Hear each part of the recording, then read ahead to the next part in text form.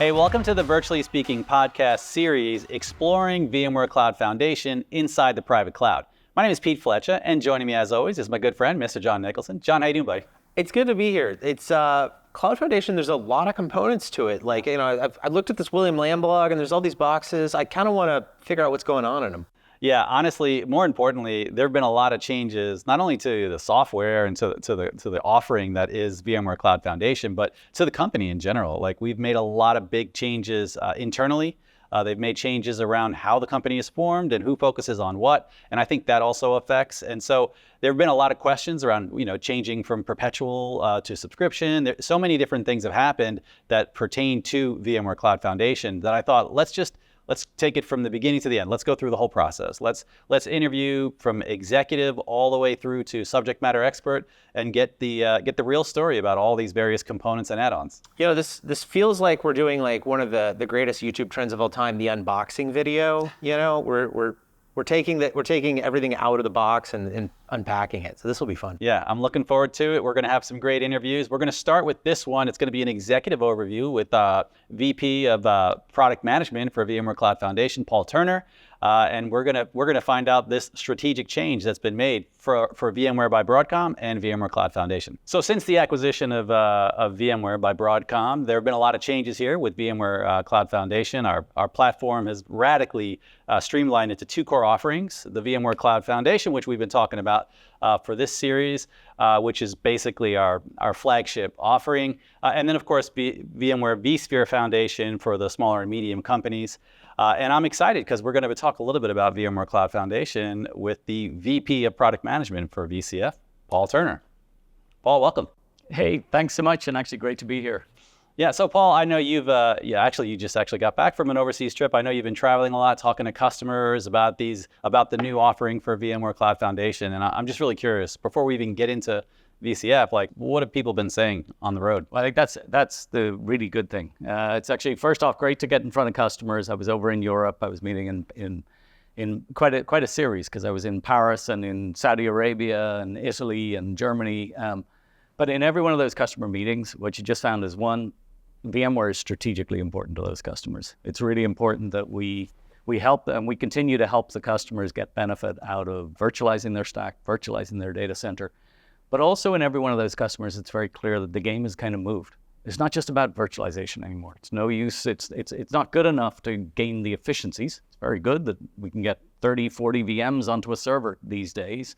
Triple where we were 5-6 years ago. People are getting enormous cost benefits, but you need to have the agility of cloud. And what customers are saying is, we need the ability for our application owners, our developers, to be able to provision and image infrastructure in a very dynamic infrastructure as code way. That's where the game is, and that's why we're so focused on VMware Cloud Foundation. And it's just very good getting in front of customers, hearing that kind of resonance, the strategy that we're taking, the approach that we're taking, seems very aligned with where they're going. So how are the customers in their minds mapping the capabilities, I guess, of public cloud to the VMware Cloud offering, like in terms of, each component or capability? Yeah, so for the most part, the way public clouds even started was because of virtualization. There wouldn't be a public cloud in the world today without virtualization. It's the basis for everything. But if you think about how they take it further than that, it's very clear that you need to have dynamic virtualized storage along with that. You clearly need to have VPCs. The way you connect applications and isolate applications out to your customers requires a virtual private cloud and network segmentation in that way. So I think customers kind of resonate with that. Today, in many of their environments, they're not able to do that. A lot of the customers are VLAN-backed environments. It is, while it's very powerful, it kind of plugs into their network environment very well, but it's not as dynamic and agile as you would like. Their storage offerings are also not as software-defined as you would like. So I think customers are not all there in terms of an agile cloud offering. But what we do see in all these customers is they know where they want to get to. They know they want to deliver that public cloud kind of experience on-prem, but with one important change: cost control. Yeah. It has to be, because the problem with AWS, it's a great cloud service. It works well, but it gets out of control in terms of cost very, very quickly. So if you can bring that agility with the cost management, you get the best of both. And that's where most of our customers, certainly the ones that I met on exec forums, seem very excited, which is great to see. I like it. I like it. Yeah. So, the acquisition happened, and, VMware has obviously already had these cloud offerings prior to the acquisition. Of course, since then, we've made some changes to the offerings. And I'm curious, like, what is the overall strategy with all of these changes from Broadcom's perspective?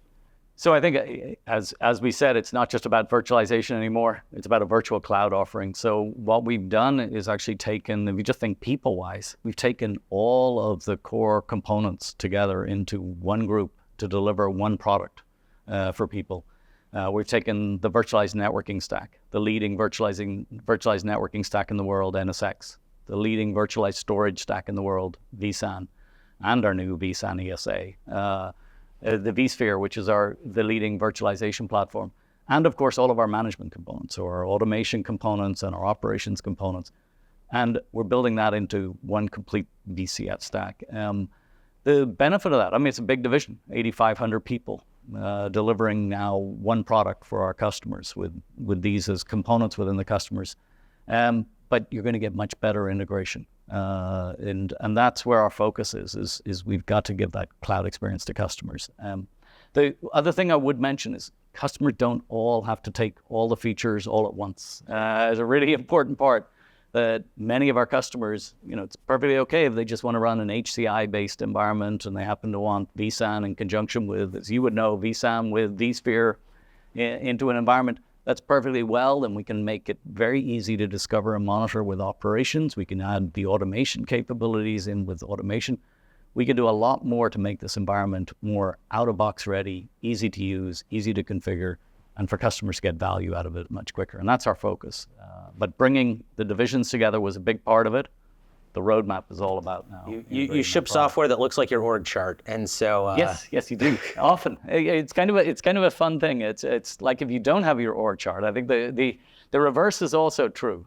That if you actually have orgs that are disparate and you're trying to actually integrate an offering, it can be quite difficult because you have the personalities of different leadership goals with different emphasis that. The integrated offering doesn't become as important as, beat Cisco or something. Yeah, I have to say, this is inside baseball, but as an employee for Broadcom, when those changes first happened, it just like clicked for me. I was like, yeah, of course we're going to do that. Like, yes, let's all work on the same team and have the same goals and drive the software that works all together. To me, it was a brilliant strategy, and I think it's been working so far. I'm looking forward to seeing how that actually turns into, products being more tightly integrated. And on that note, like, what can you share with us from sort of from your level, like what it looks like for the next 12 months? Yeah, sure. So we've got some really low-hanging fruit stuff that we're fixing, like things like shouldn't everything use, common modern OAuth-based authentication of users so that you've got single sign-on across the stack. It's like kind of obvious. Of course we should. I mean, that's not something someone's going to go on and like historically go to a keynote and be like, raw common authentication. It's not. But if you're in the weeds and you're like having to log into 4 different systems and things, like, It's a frustration, right? So it's kind of the frustration stuff. We're building a tag manager, right? If you think about things that people like, they get frustrated that there's independent tagging in NSX and VRA. I think I had this conversation with Ian being like 8 years ago. Like, we need a common tag policy engine. So those kind of things are exactly what we're doing. And so when you have a team that's very focused on, hey, we're going to make the greatest cloud stack, you can fix some of these things. So those are some examples. Quite pleased with the work we're doing actually on NSX. We've actually got an upcoming capability in NSX middle of the year. Which actually allows us to bring in do a switch over from VLAN back to NSX overlay networking without IP changes, and being able to do it in a very simple way for the customers, so you can really automate that switch over. Because the world going forward is you will play very nicely with external networks that are out there that you may have, Cisco ACIs of the world, but you'd need a VPC-based environment to be able to actually segment your applications and actually have true multi-tenancy within a cloud platform. So we're doing some of those changes. We're fixing a lot on lifecycle. There's a big focus on how do we just make the thing easier to run and to operate. And then we're very conscious of security patches. This has to be the most trusted, reliable, secure platform possible for customers. So an area that we've looked at is, of course, we do all the hardening. We've got even things like that. I think it's been on your podcast, your cast before, or your update before, around our disaster recovery solutions and our ransomware recovery solutions, which is after the fact. But the best thing to do is to configure your environment to not have those issues. And a challenge, of course, is how do I patch an ESX host when I've got 50,000 hosts I have to patch and I have to do it yesterday? So we've got something coming out called ESX Live Patch, which will be for security patches, updating ESX hosts without maintenance mode. Those are kind of things that make a big difference for customers operationally. We can also do it for NSX, the data plane elements of NSX, NSX Live Patching. And that's incredible. And what I love about this is these are things that are powerful for the people who actually work in operations, the people who actually have to make stuff work. And they're big, but like you say, that they're low-hanging fruit. They don't sound as exciting, but they're hard engineering problems, in some ways almost like hard, boring problems, but will frankly just make people's lives easier who are using the products and help those businesses secure and reach those outcomes. I think that's the biggest thing that you see actually from Hock Tan, from Broadcom, and his focus and strategy. We kind of say like he's on the older strategy for VMware, which was deliver a software-defined data center and deliver a virtual cloud. It's not like new for us to say we have to deliver a virtual cloud. We just didn't do a good enough job building it and delivering it. And now we're very much focused on let's get back to where our core is.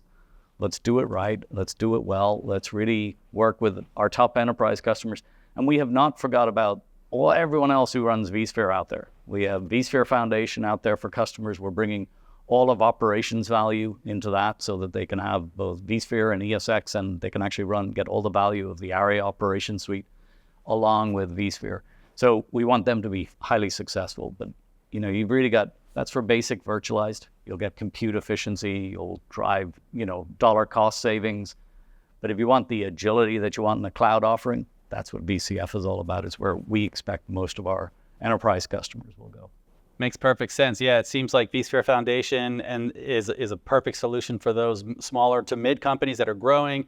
And yeah, it's a logical next step to get to VMware Cloud Foundation, which is the full cloud offering. Exactly. So you can start, and I can say, hey, I've got done well on my virtualized offering, but really what I need is a full cloud offering. And you look at AWS, and you got a choice. I can run up on a hyperscaler, but a lot of customers have the scale and capability to actually run that themselves. They need the platform to run that, and we're going to deliver that platform to those companies. That's beautiful. John, my favorite thing about talking to the VP of Product Management is to get all these great things that are coming up next without getting any product managers in trouble. And I'm excited. I love the changes that we've been doing since the acquisition. I think it makes the most sense. Sometimes the best solution is the most simple solution, and it just seems like that's what we're focusing on now. We're making this core offering to the best that it possibly can be. I think it's the right decision, and I'm excited about it. So, Paul, thank you so much for joining us on Virtually Speaking. Sure. Delighted to be here. Thank you both. All right, well, continuing the conversation on exploring VMware Cloud Foundation inside the private cloud. Joining the conversation is my good friend, Mr. Rick Walsworth. Rick, welcome. Thank you. Good to be here. Rick, you have been, I think they call you an OG as it pertains to VMware Cloud Foundation. You've been working with VMware Cloud Foundation since its inception. Since the beginning, yes. Yeah. So I know a lot of changes, as we all know, have happened. It looks a lot different, and I'm just curious, like, how has it been for you, your experience working in VCF? Yeah, I mean, it's been great, right? I mean, we spent better part of 5 years really trying to put a focus on Cloud Foundation and kind of talking about the values of delivering the full stack. And, it almost seems overnight, once the acquisition closed, it's like immediate focus. I mean, think about it. This is the VMware Cloud Foundation division. I mean, 5 years ago, we would have never even thought about that. Now it's really, really what's driving us going forward. Yeah. And how does that benefit our customers, though? Well, from the standpoint of just pure focus, right? We've essentially taken away all of the silos that existed before between, kind of the storage teams and the networking teams and the cloud management teams. We are now one team. So it really gives us the ability to be able to have laser focus, deliver capabilities much faster. So you're going to see that, certainly as we start to roll out our roadmap and some of the capabilities we're bringing forward, you're going to see a lot of that going forward. Very nice. So have you seen a change in like the types of initiatives that people are focusing on for VMware Cloud Foundation? Or Maybe not so much a change, but certainly much more focus. I spent a lot of time talking with sales, a lot of time talking with customers in terms of what they're trying to do. And if you think about it, at the end of the day, these are larger kind of digital transformation programs, right? And these are most cases driven at the C-level, right? These are, larger initiatives, take multiple years in order to do so. And so digital transformation is kind of a general term that they call for it, but it's really the ability to change the business, right? How do I change my organization to be much more agile as we're going forward? I hear digital transformation, and the first thing that comes to mind is like tech refresh. Well, that's a common misperception, right? But it's a lot more than just the technology, right? Technology is obviously a key part of it, but if all you do is address the technology, you're leaving a lot of the baggage and you're bringing that baggage along, right? You have to think about people and process. How do I modify my ability to be able to be more agile as an organization to be able to deliver these capabilities? So, great example is if you look at most organizations, how they built their storage teams and their networking teams and their server teams, they're very much in silos. They operate in silos. That's because in that model, that 3-tier model, that's what works best. But, if you take technology and you bring technology in such as cloud, it changes the game. It really brings really much more of a platform architecture where now storage and compute and networking need to be able to work together. You need a real crisp orchestration layer to be able to automate a lot of capabilities, and then you need to be able to deliver self-service capability as part of that. You can't do that just trying to update existing 3-tier infrastructure. It really does require a transformation. Yeah, rather than having tickets be the handoff between these groups as we try to not just hyperconverge the infrastructure, but hyperconverge the team, I guess, operationally bring that together. Absolutely. Tickets are bad, right? Because they introduce friction. And you think about what do developers want? Why did developers go to the cloud as much as they did? It's not to save money, it's to do things fast. It's a frictionless environment. They can get stuff done faster. Oh yeah, absolutely. That's always been the driving force for any public cloud solution, right? Because it's like I can just click, and I have my environment, and I can work. And of course that works for smaller environments for devs. But I'm curious, like, what are the pros and cons for looking at, say, like a public cloud for this type of solution compared to something like VMware Cloud? Yeah, no, it's a great question because a lot of organizations viewed public cloud as the easy button, right? I'm just going to go all in and I'm going to bite the bullet as part of that. And while cloud methodology is absolutely the right idea, because like I've said before, you've got very clear distinctions in that architecture, you want to bring that over. But what do you lose, right? I lose a lot of control. Cost control becomes a big one, right? I mean, that is positive friction sometimes. It is positive friction, but at the same time, if you're trying to move fast and you're in a competitive environment, you want the ability to be able to break some of those silos down. And so what ends up happening is that there's this dichotomy, right? Do I just refresh what I have today, refresh my existing infrastructure? And that's really where vSphere came in, right? They brought vSphere in as a way to be able to essentially virtualize a compute layer, and now I'm getting better efficiency. I'm getting much more agility as part of it. But what about storage? And what about networking? And how do I bring all of that together? And so the problem is that if I look at just trying to update my existing infrastructure, I'm going to bring a lot of that baggage with me. I'm going to have those silos that are going to come with it. And it's going to, again, I'll still probably have trouble tickets as a way to be able to get things done. But if you change that mindset and really look at that cloud methodology, delivering it on-prem, I can maintain all the security. I maintain all the control. I get the data sovereignty that I have with my existing on-prem infrastructure, but now I can start to apply cloud methodologies to that to get the agility and scale.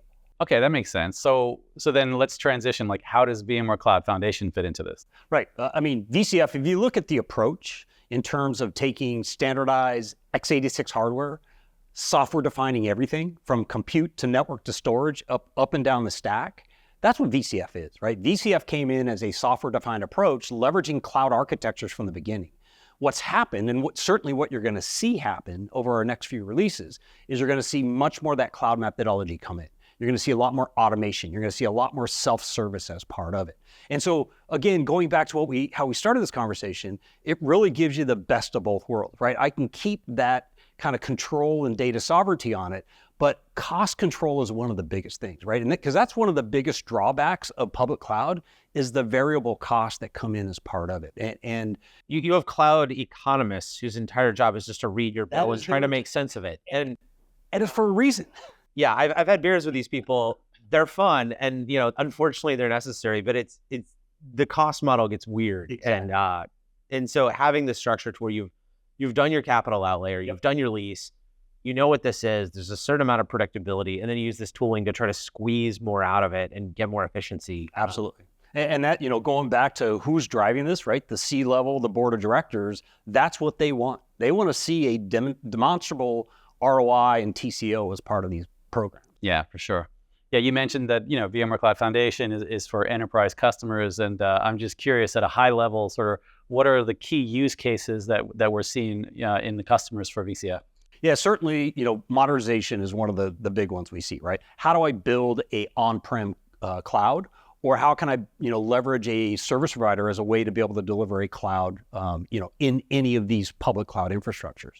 And so what's typically needed there is that, do I have flexibility? Do I have portability of those licenses? Let's say I buy 1,000 cores of VCF running on-prem today, but I only use 500.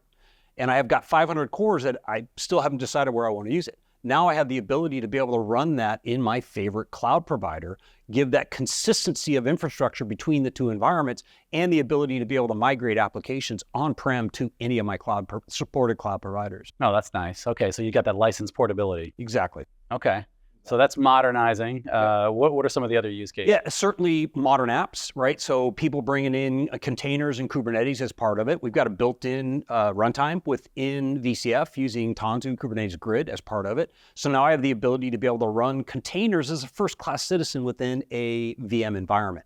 So now it gives me the ability to be able to leverage that in a DevOps environment. Without having to build a separate container team. Exactly.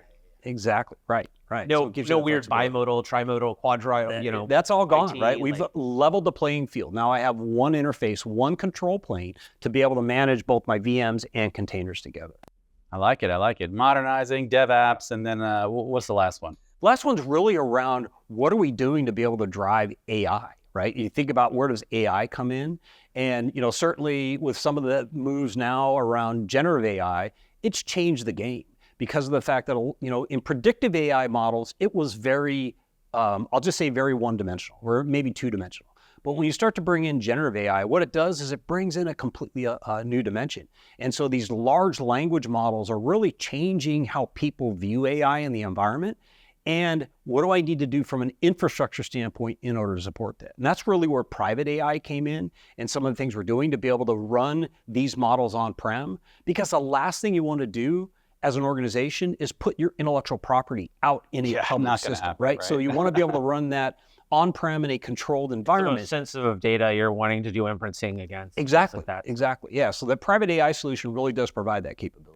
I like it. So yeah, as I mentioned, we are doing a full series going through all of the components of VMware Cloud Foundation, covering the components and all the various add-ons, the Tanzu, some of the other add-ons. There's a bunch of them. And private AI is one of them. I'm looking forward to that conversation as well. So Rick, just last question for you. What are you hearing? I know you talk to customers every day. Mm-hmm. I'm just curious, what have you been hearing, since the acquisition? Yes, since the acquisition, obviously a lot of change, right? And so with anytime you have change, and at the rate of change that we made those changes as we came into the acquisition, there's disruption, right? But I think once people get over that initial shock of the change itself, now they're starting to see the benefits of it. And certainly as we rolled out our 5.1.1 release a couple months ago, and looking forward to what's coming in the next few months, you're going to start to see a lot of acceleration of these capabilities as part of it. And again, that's driven mainly by the focus of a single product, a single team delivering that product as part of it. So, right now, like I said, coming out of it, it's been a little challenging to get through these, just being completely honest.